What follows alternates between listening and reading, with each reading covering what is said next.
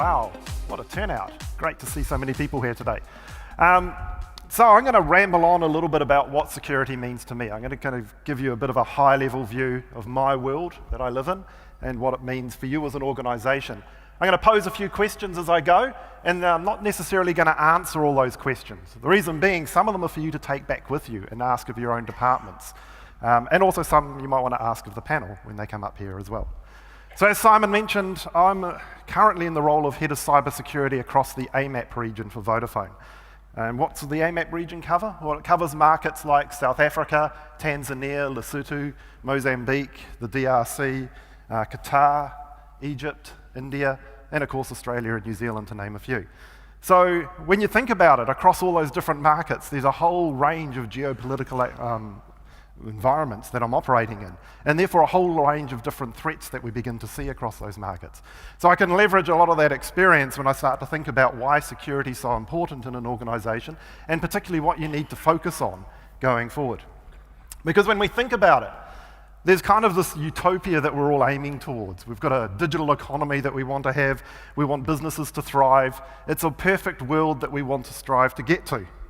But between us and this perfect world is like a field of uncertainty that we need to navigate. And this is where we need support from security to get through that field.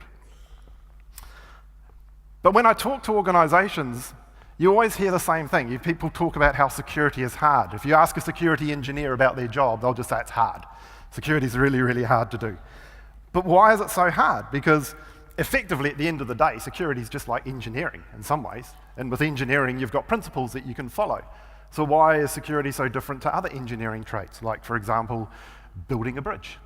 You know, when you build a bridge, they don't usually fall down because they follow foundations. They follow standard principles that have been built up over time to be able to create a structure that's going to last for a long period.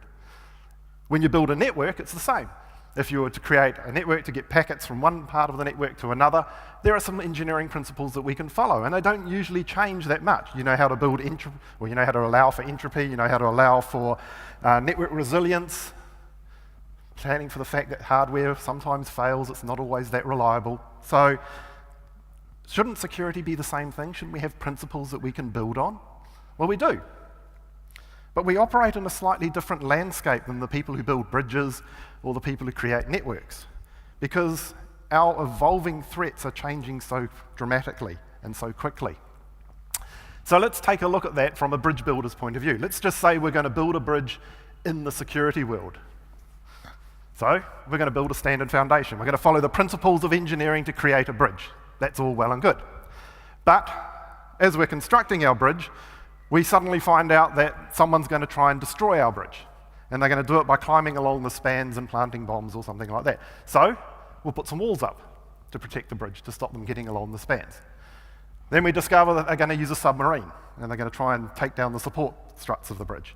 So again, we could put in our own submarine to detect their submarine, or we could put in some sonar buoys to listen out for their submarine.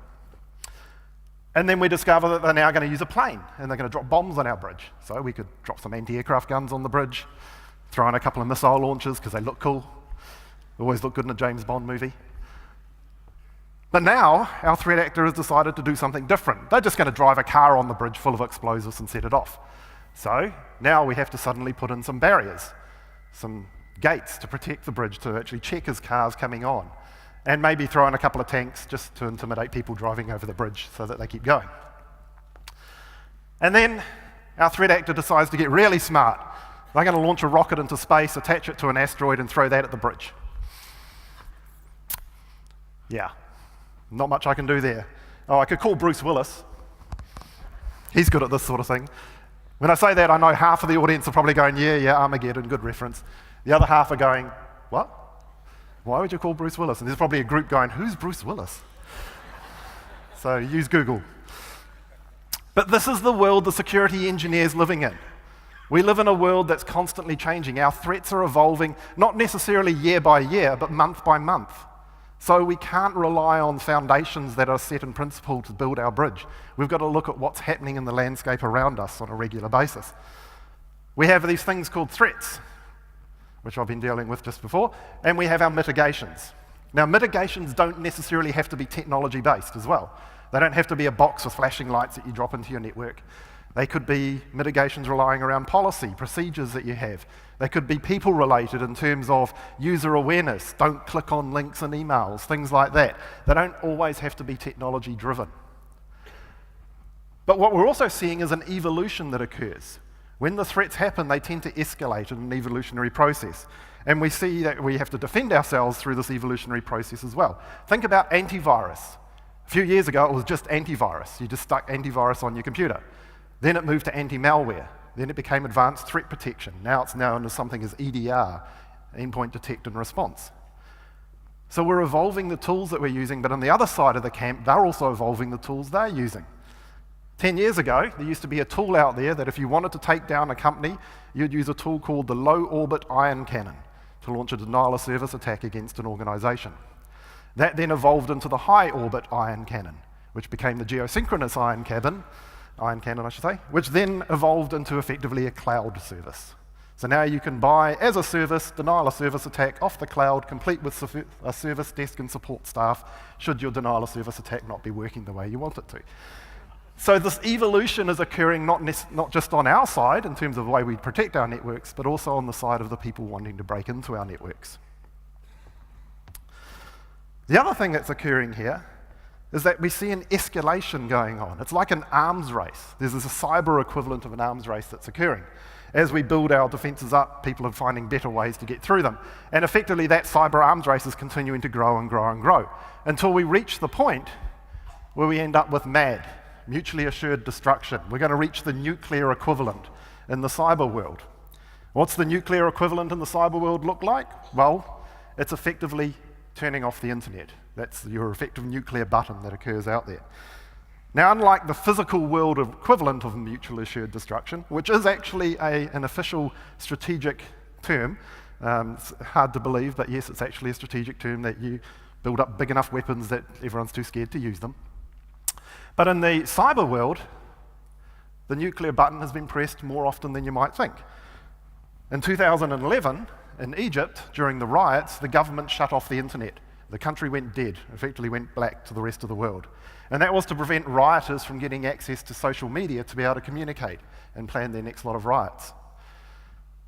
And as we look at stats around the last few years, a few countries have actually pressed this internet button, this nuclear button, more times than you might think. India, for example, has done it 154 times over the last few years. So, mutually assured destruction does exist. So, we have an evolving landscape, we have evolving threats that are going on. Security also needs to evolve to keep up with that, not just necessarily with the tools we're using, but the way we're perceived and the way we operate within business. Traditionally, security was always considered to be a protector. We sit there and we protect data. We protect the business from threats. We do a protection role. And that's kind of a back office function, usually associated with padlocks and presentations, which I really hate. And also with security guards, because that's kind of the physical equivalent that most people can relate to. But when you're in this back office function, you're not really affecting the business too much. Sometimes you can be seen to be a roadblock to the organization. Padlocks themselves, although they lock things up, it makes it difficult to get access to them when you really need to sometimes, finding the right keys to get in. If you think about security in terms of a consumer world, it's more around safety that people think about. How do we make safe environments? How do we create a world that's safe for curious young minds to grow in? How do we make sure our economy is safe that people can transact online? So it's a more emotive stance when we talk about it in a consumer space. My view is that security needs to move away from being just a protector, and we need to move towards being a guide in an organization. We need to guide the business. Remember, we had that utopia we want to reach, and we have that landscape we need to get across to reach that utopia. Security is there to guide the business across that landscape. We're there to make it possible to reach that end state that the organization wants. It's an enabler, not a back office function. It needs to work with the executive, the CEO, the board of directors. Security needs to be visible across the whole organization. And it's not just the role of a security department to do that. It's the role of everyone in the business to make sure that security is part of the DNA of an organization. But there's another way that security needs to evolve as well.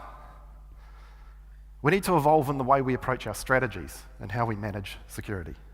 Traditionally, when you look at security, it's always been considered like a siege mentality. We develop our strategies around protecting information in one location, building walls around it, firewalls and things like that. And whenever you see presentations on security, they're normally attached to castles or something physical, some barrier that we put in place to prevent people from getting access to our data. And this worked a few years ago, because typically you would go to work and you would sit at a computer in the office, connected to a corporate network with your servers, and that would be it. You wouldn't take anything away from the organization. But we live in a different world now. Our data has gone feral. It's no longer in data centers within our networks protected by these barriers. It's sitting out on mobile devices, on tablets, on cell phones, on watches even.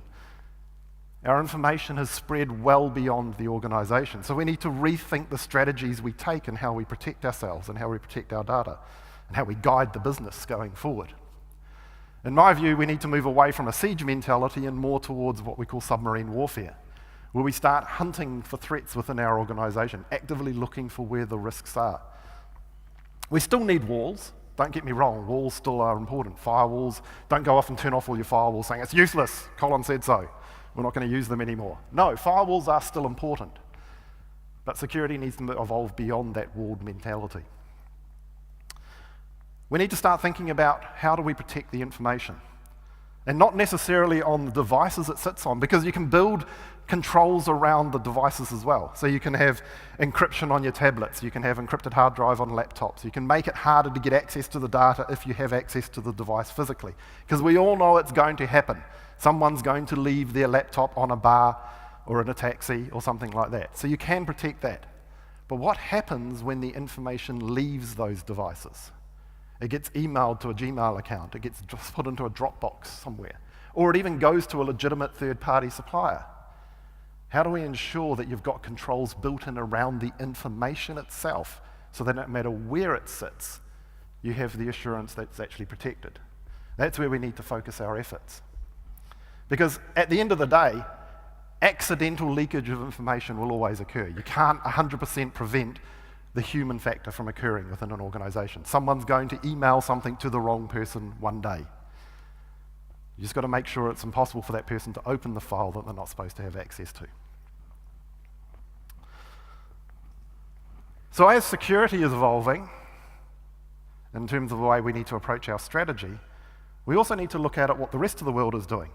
And technology is evolving around us. That's what's driving this change for us. 10 years ago, mobile devices weren't that popular. They didn't have the ability to store all your information on them. Now technology has driven us to a point where it is that way. We need to look at what else technology is doing to us and how that can be used either to protect ourselves, but also how it could be used against us.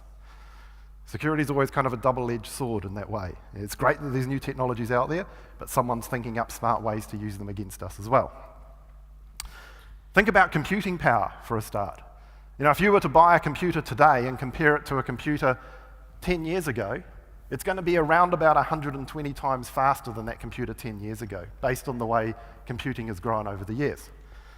If you were to buy a computer in 10 years' time, based on Moore's law's calculations, that computer should be the equivalent of 16,000 times faster than the one from 10 years ago.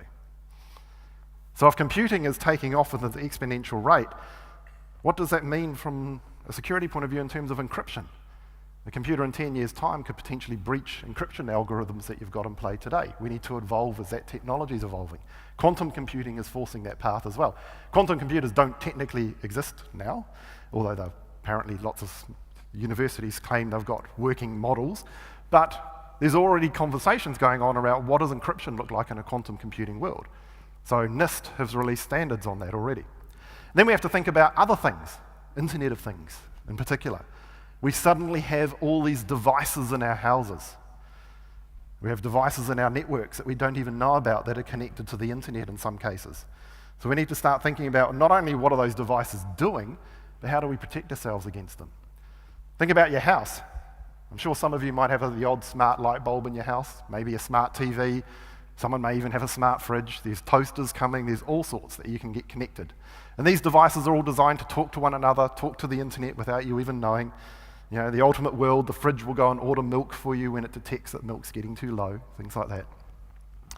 But how do you know what those devices are doing? Because when you sit at home, you can turn on the light and you can see it's working.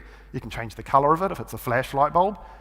You don't necessarily know at the same time it's doing a denial of service attack against Kmart or something like that without you knowing. So we're seeing evidence of this occurring. The Mirai botnet, for example, was the first real evidence of an Internet of Things denial of service attack. There's also evidence out there now that you could be using smart TVs in a bad way. So CryptoLocker, which is a very famous way of holding businesses to ransom, they've found ways now where you could effectively crypto-lock a TV. So you could prevent people from getting access to the television until they pay a fine over Bitcoin. So, like I say, the technologies are there, but people are finding interesting ways of using them against us. We're also seeing this big growth in terms of the way we communicate. So think about what's coming on the horizon with 5G, increased network speeds, decreased latency. Imagine what a world would look like where instead of having maybe 40 or 100 meg to the phone, you can get a gigabit to the phone or to any mobile device. Sounds really good for downloading those movies, but it can also be used against you as well. So we need to evolve ourselves as the technology is changing around us. The city of Atlanta is a perfect example of this. They decided they wanted to be one of the world's first smart cities. So they invested a lot of money in actually trying to put in smart infrastructure across the city. And this is one of the news headlines that came out, making a big proclamation to the world, look at us, we're so wonderful. The next news headline that followed, Atlanta got hacked. They were held to ransom by a CryptoLocker variant. Effectively, all the city's data was locked up and they couldn't get access to it. So you've got to be careful about what statements you make out there. But like I say, they're getting smarter. You know, who would have thought sprinklers could be used against us? But smart sprinklers could actually become an attack mechanism. Because if you think about it, if you had, in the height of summer, where you've got low water reservoirs, and someone worked out how to turn on all the sprinklers in the city, they could effectively drain the water supply, therefore holding the town ransom. So people are finding interesting ways to use these smart devices against us. Also, it creates kind of a new form of attack that we're seeing called a supply chain attack, where you're not necessarily going to be hacked through your network, but through devices attached to your network. Who would have thought a fish tank could be used to attack you? Well, it happened to a casino. An internet-connected thermometer through the fish tank, which was connected to the corporate network to get internet access, was used to actually breach the corporate network of the casino. Supply chain attacks are becoming more commonplace. Target got targeted, funnily enough, by using air conditioning units that were attached to the internet, again through the corporate network. So they didn't come into Target directly, they went through a third-party supplier that was providing data to them, or equipment for them.